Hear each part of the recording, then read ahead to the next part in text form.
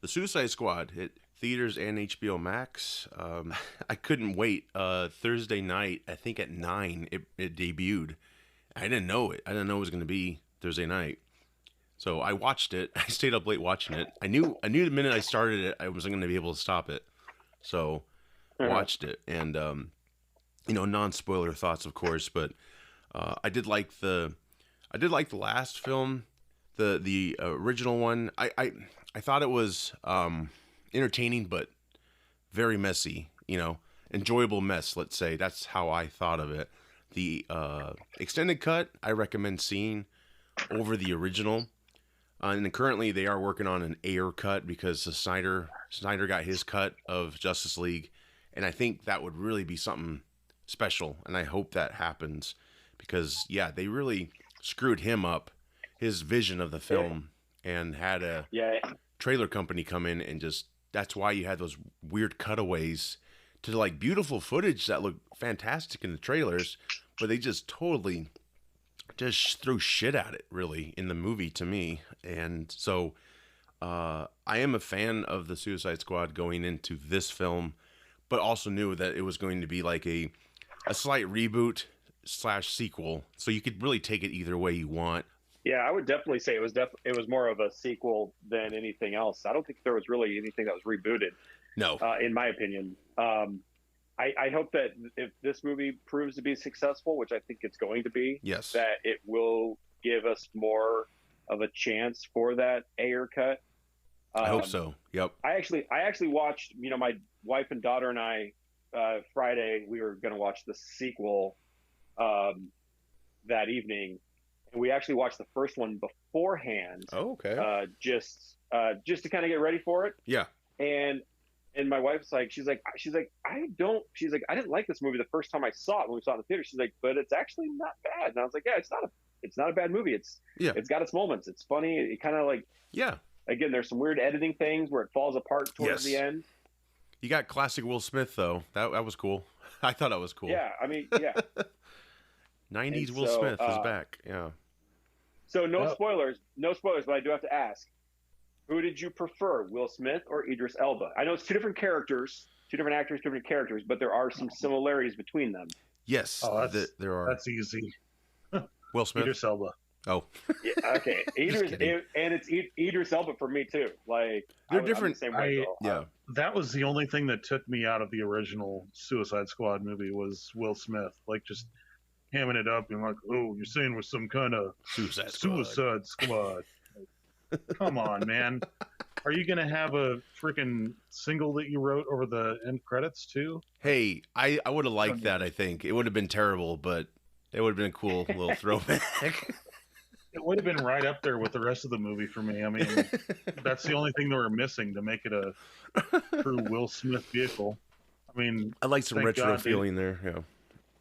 Thank God they didn't, put Willow in there to play Harley Quinn or something. But yeah, so the sequel, again, no spoilers, but I loved it. And everyone, I mean, even my wife was like, that's the best movie I've seen since COVID. And we can't wait to watch it again. So Agreed. Yeah. I really dug it. Ever since HBO Warner Brothers announced they're releasing all their catalog films, right? I feel like each one wasn't quite worth it. Like, I was expecting a movie I'd love to see in the theater as well, right? And Mortal Kombat was close. Wonder Woman 84 was a letdown. I might have still seen it in the theater. I just wasn't ready then. But Suicide Squad, I gotta say, is the first film. I've seen it twice already, and I'm still willing to go to the theater and see it. And to me, that's powerful. I would agree with that. Yeah, it's rewatchable as hell. Because there's all these Easter eggs. Like, James Gunn really did his homework. And like he did with Guardians, he took all these obscure characters and he made them something. He made them something like people are going to love. He made Polka Dot Man a compelling character that you fucking like and care about. They couldn't do that with Snake Eyes. They can do it but James Gunn can do it with Polka Dot Man. Yes. Yep. Yeah, I watched an interview and he Googled like the worst DC superheroes or something. And that's how he picked Polka Dot Man. Like, he's like, yep, that's him. I'm taking it. I mean, that's just how talented he is, you know, because, you know, Guardians, when that was coming out, people doubted it. I have to say that the breakout character for me was King Shark. Yes. He was hands down my favorite character, and I love Sylvester Stallone. Oh my God, Bird! I love that line. There's so many quotable moments. I mean, it's all from the trailers too. It's not a spoiler there, but right. Yeah, dude, that was awesome casting. He worked with him on Guardians too, so Gunn really brings in a lot of talent he's worked with before, and there's a good family dynamic there, kind of. As well as the returning stars. You know, you got Viola Davis back, Joel Kinnaman, Margot Robbie, and Jai Courtney. So, yeah, those are the originals. And the new stars, you got Michael Rooker, David Dastmalchian. He plays Polka Dot Man. Great actor. Yep. He's getting his due. I'm really excited because he was in The Dark Knight. If any of you remember, he was Joker's goon that Harvey almost killed until Batman intervened. Or if he was going to kill him, who knows. But... He's been an Ant-Man, a really cool actor. So he was great. John Cena's great. He keeps growing for me. Like, I did not care for his acting abilities in the very beginning, but every film lately, ever since he did Trainwreck, he's gotten better and better in my opinion. And I think he could get to the Rock level possibly. Maybe not, but he's close. He's close in my book. Yeah, I would agree with that. Like when he first got into acting, I'm like, oh, great. The last thing we needed is another Dwayne Johnson.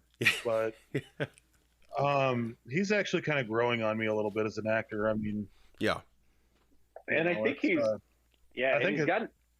got that ability where with projects like this, where he can show a little bit more scope. Yes. Than maybe what we would have seen with, like, you know, Fast 9. Yes.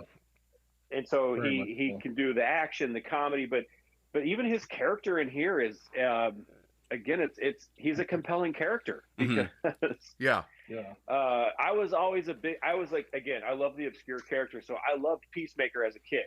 I loved his look with the silver helmet and the jetpack and the Uzi. I mean, when I was a kid, I had a fake jetpack and I had an Uzi that I would fly around and be a knockoff of Peacemaker. I mean, I pretended to be a knockoff of Peacemaker. Yeah. And so I was so excited. And even as a Peacemaker fan, I wasn't disappointed with what they did with the character. Like, I was not disappointed with any aspect of that. I was like, all right, I can see all this. Yeah, they went for it, right? They embraced the look, and it's ridiculous looking, but it works. To me, it works. And yes, they do throw little jokes towards it in the film, but it just works. And to John Cena's credit, and maybe he lost a bet with James Gunn, but he's on these press junkets dressed up as Peacemaker. He was on Kimmel as Peacemaker. I mean, he was himself, but he was dressed as Peacemaker. So I'm like, I admire his dedication, and you know, that's attractive. A lot of fans are like, that's super cool. You know, I really dig that. And we all like the film. Go see it. Go see it in theaters if you can. But yeah, HBO, check it out. Watch the hell out of it. I'm gonna see it probably a couple more times, and yeah, I still want to see it in the theater. I'll totally do that. I would very much recommend seeing it in theaters. Yes. Yeah. Yes. Oh yeah. I can't wait to see it in like IMAX. Hopefully it's in IMAX. But even if it's not, the sound effects and the everything, the whole experience of going to a theater is worth it. So this is the first film in their catalog this year that I'm totally like, yeah, this is awesome. This is totally what I wanted. And yeah, it's just rewatchable as hell. So I'm really excited, and I hope it's successful. I have a little segue off of that too. Yeah. So for those of you local to the Des Moines area, Flick's Brewhouse just recently reopened. Sweet. Oh, good.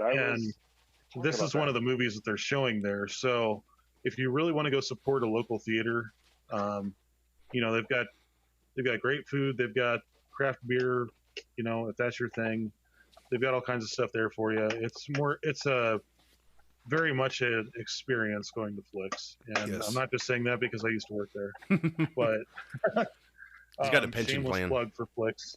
But I mean, I would very much recommend, if you're going to go see it in the theater, Go to Flicks, give them some business. I mean, yeah. If you don't like to get up and get concessions, Flicks is your place. You sit there the whole time. You just have to go to the bathroom. That's it. That's it. They got good. They got good food too. I've never had a bad meal there. Yep. No, I haven't either. Great popcorn. I'm a big popcorn fan, and yeah, they have good popcorn. I enjoy it. I'm glad to hear that they've reopened. That's awesome. Yeah. Yes. It is super great, and yeah, definitely support them. And of course, if you're outside of Iowa, support your local theater. This movie is worth going to the theater for, if you're up for it. You know. Very much so. Very much so. Definitely.